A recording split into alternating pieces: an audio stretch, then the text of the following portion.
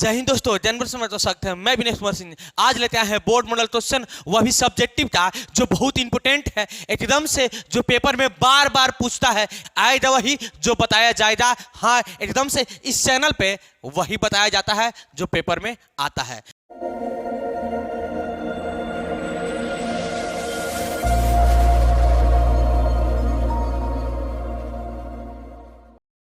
तो आज के लिए महासंग्राम का फर्स्ट जो बोर्ड मॉडल क्वेश्चन है, जो ऑलरेडी आप लोग तो स्क्रीन पे दिखाई दे रहा है, चलिए हम देख लेते हैं।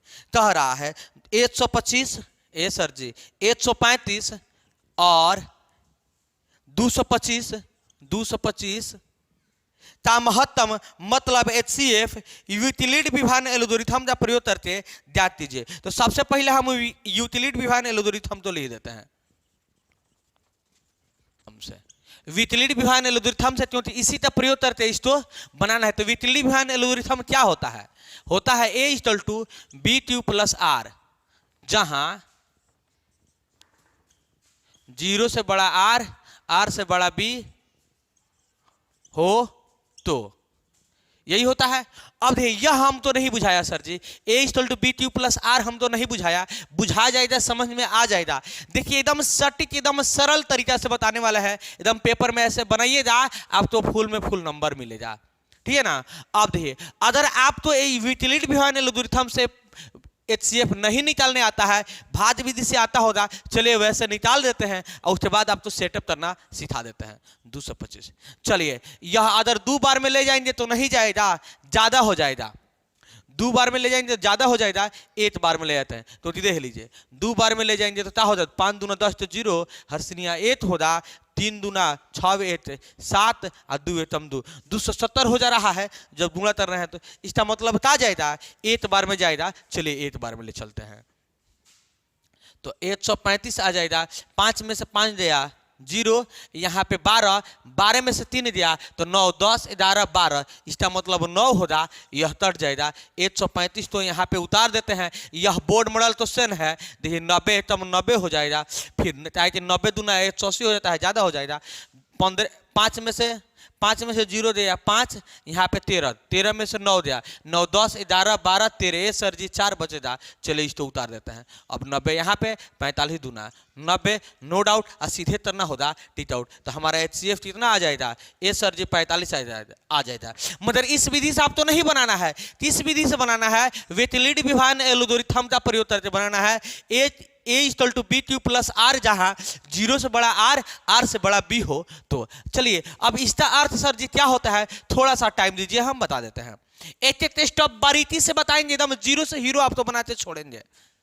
चलिए 135 में जो हम 225 से भाग दिए हैं, फर्स्ट चांस में लेते हैं। 1 बार में हम लेते हैं क्या? 135 ले देते थे, हमारा 90 आया था। अब दे, यही A होता है, यह B होता है, यह Q होता है, यह R होता है। बुझा रहा होगा, समझ में आ रहा होगा। इसको A बोलते हैं, इसको B बोलते हैं, इसको Q बोलते हैं, यह R होता है। इसी तो अब इसके अकॉर्डिंग सेटअप कर देना है। पहले A कह रहा है तो A के जगह पे 225 = B के जगह पे सर जी 135, अब दूंगे ना है B³, तो इसका मतलब Q में दूंगा है।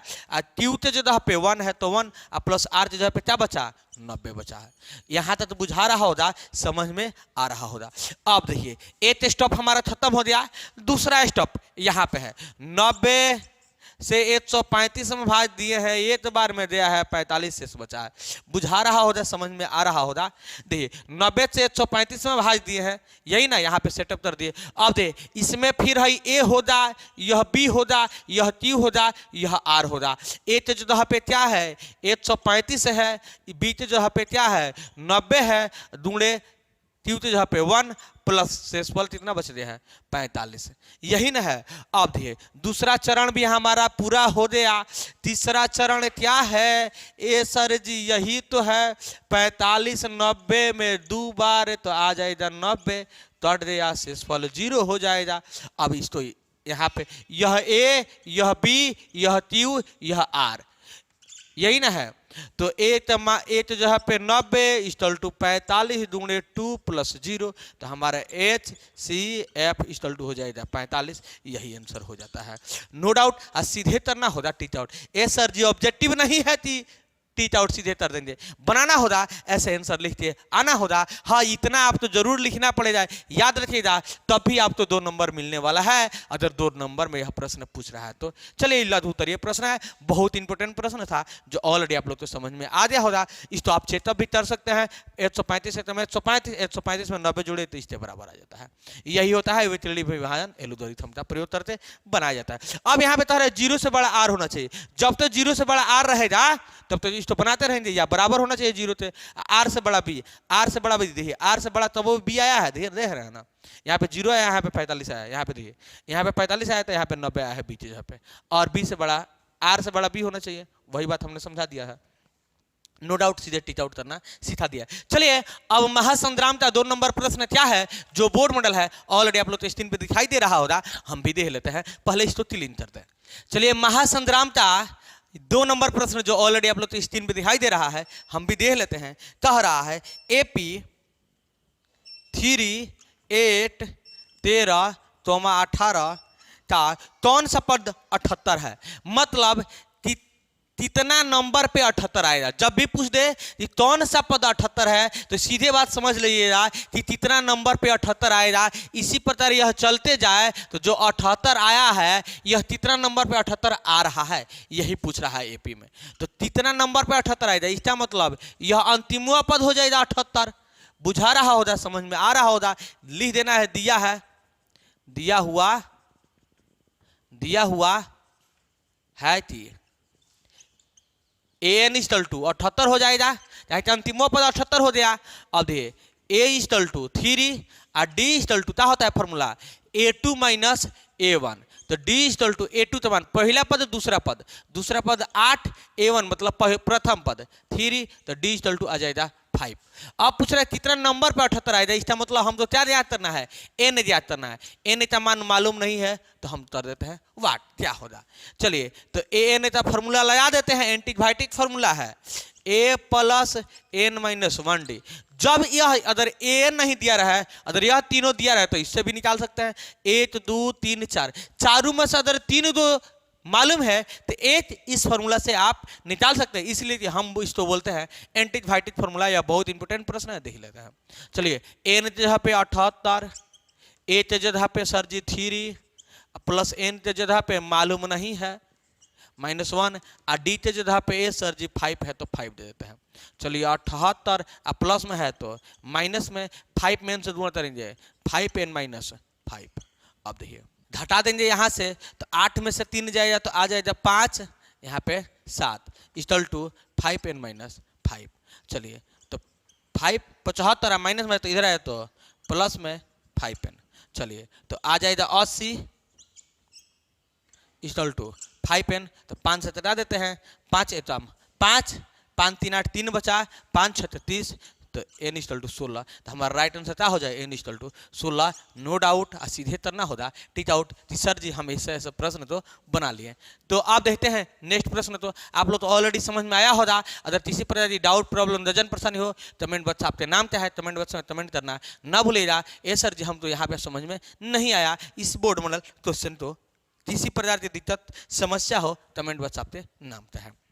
तो चलिए इसका लिख सकते हैं कि 78 नंबर 16वां पद क्या होगा, 78 होगा। इसका राइट आंसर आप क्या लिखिएगा कि 16वां पद 78 होगा। कैसे लिखिएगा, 16वां पद 78 होगा। आंसर में आप ऐसे लिख सकते हैं। चलिए नेक्स्ट प्रश्न को देख लेते हैं। चलिए चलते हैं नेक्स्ट प्रश्न पे जो ऑलरेडी आप लोग को स्क्रीन पे दिखाई दे रहा है। कह रहा है उस त्रिभुज का क्षेत्रफल जान दीजिए जिस त्रिभुज के शीर्ष है। दे रहा है 2 3 -1 0 और क्या 2 -4। यह बहुत इंपोर्टेंट प्रश्न है। त्रिभुज का क्षेत्रफल ज्ञात करने तो हर आज जिसके शीर्ष है तो एक त्रिभुज बना देते हैं ABC।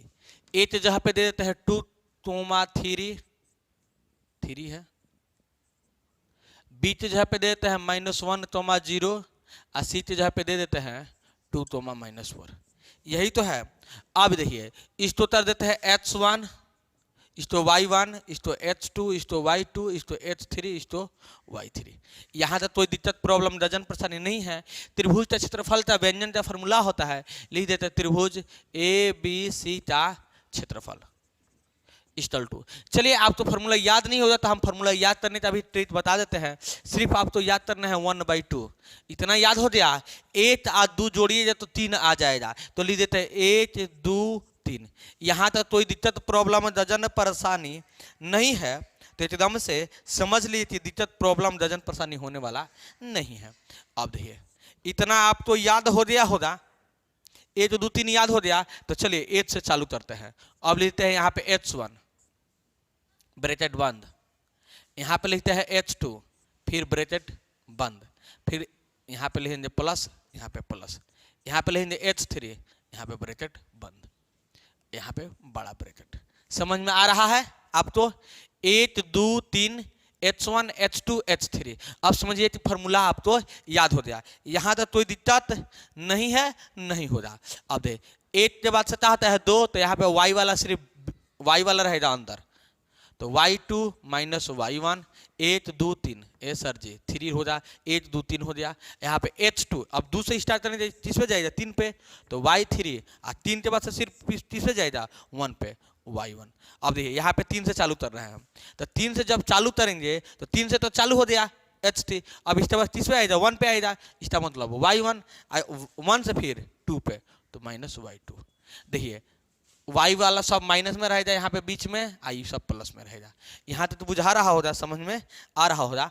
अब आप तो फॉर्मूला याद करने का भी जरूरत नहीं पड़ेगा, तब जब इसको बढ़िया से समझ गए होंगे तब सिर्फ आपको याद करना है 1 2 3। चलिए फॉर्मूला याद हो गया होगा, चलिए इस पर सेटअप कर देते हैं। 1/2 h1 का मान 2 है तो 2 दे देते हैं, y2 का मान 0 है तो 0 दे देते हैं, y3 का मान -4 है तो -4 दे देते हैं, प्लस h2 का मान h2 का मान क्या है -1 है, -1 दे देते हैं, y3 का मान -4 है तो -4 माइनस y1 का मान 3 है तो 3, फिर प्लस h3 का मान 2 है तो 2, y1 का मान 3 माइनस y2 का मान 0।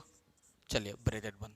यहाँ तक समझ में आ रहा है, तो अब आगे एकदम आने वाला है, नो डाउट एकदम से प्रश्न कीजिएगा टिक आउट। चलिए 2 है तो 2, 8 में से 8 देखिए 0 है तो 0 माइनस माइनस प्लस हो जाएगा 4 हो जाएगा, प्लस -1 माइनस माइनस प्लस तो -7 हो जाएगा, प्लस 3 में से 0 है तो 3 हो जाएगा। चलिए ब्रैकेट बंद कर देते हैं। 1/2 2 जोड़ेंगे तो 4 आएगा, एक बार सीधे लिखे 4 दूना 8, अब माइनस माइनस कैंसिल 7 एटम 7 3 3 ए सर जी यहाँ पे 2 छोड़ दिए हैं। चलिए यहाँ पे लिख देते हैं, तो 3 दूना क्या हो जाएगा 6 हो जाएगा, 3 दूना 6 हो जाएगा। चलिए 1/2 8 7 15 15 6 21, चलिए तो 31/2 हो जाएगा। भाग भी कर सकते हैं तो कितना आ जाएगा 2 एटम 2 ए सर जी भाग करेंगे तो 10.5 आ जाएगा, नो डाउट सीधे तरेंगे टिक आउट, या 31/2 भी आप लिख सकते हैं। तो इस त्रिभुज का क्षेत्रफल तो राइट आंसर होगा 10.5 या 31/2। चलिए देखते हैं नेक्स्ट प्रश्न को। नेक्स्ट प्रश्न है के का मान ज्ञात कीजिए यदि तीनों बिंदु 8, 1 के, -4